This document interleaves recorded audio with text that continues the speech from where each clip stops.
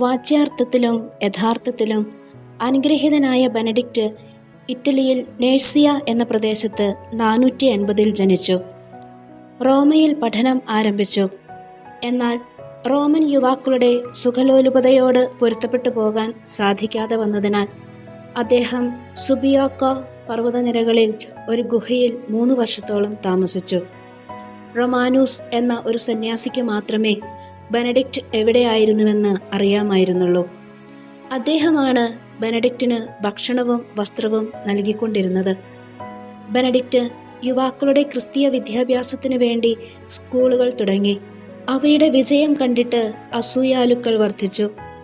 28 വർഷം സുബിയാക്കോയിൽ താമസിച്ചതിനിടയ്ക്ക് 12 അംഗങ്ങളുള്ള 12 ആശ്രമങ്ങൾ അദ്ദേഹം സ്ഥാപിച്ചു. ഓരോ ആശ്രമത്തിലും ഓരോ സുപ്പീരിയർ ഉണ്ടായിരുന്നു. ദാരിദ്ര്യം, കന്യാവ്രതം, അനുസരണം എന്ന 3 വ്രതങ്ങളും കൂട്ടജീവിതവും സന്യാസ ജീവിതത്തിൻ്റെ ഘടകങ്ങളാക്കി. പ്രാർത്ഥനയും കൃഷിയും പഴയ കയ്യെഴുത്തു പ്രതികൾ പകർത്തലും സന്യാസികളുടെ കാര്യപരിപാടിയിൽ ഉൾപ്പെടുത്തി.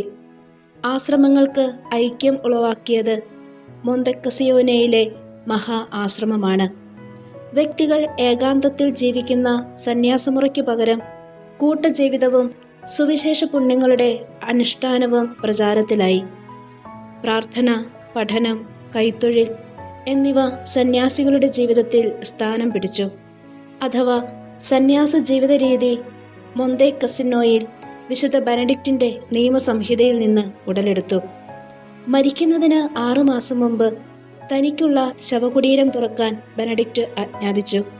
താമസിയാതെ പനി തുടങ്ങി.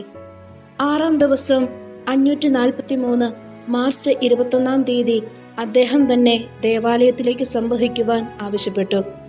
ഒരു ശിഷ്യന്റെ മേൽ ചാരിക്കൊണ്ട് വിശുദ്ധ കുർബാന സ്വീകരിക്കുകയും താമസിയാതെ മരിക്കുകയും ചെയ്തു. ജീവിതത്തിൽ തന്നെ വിശുദ്ധ ബെനഡിക്റ്റ് മരിച്ച ഒരു യുവാവിനെ ഉയർപ്പിച്ചതായി ജീവചരിത്രകാരൻ സാക്ഷ്യപ്പെടുത്തുന്നുണ്ട്. ബെനഡിക്റ്റൻ സഭ 24 മാർപ്പാപ്പമാരെയും 4600 മെത്രാന്മാരെയും 5000 വിശുദ്ധരെയും കാഴ്ചവെച്ചിട്ടുണ്ട്.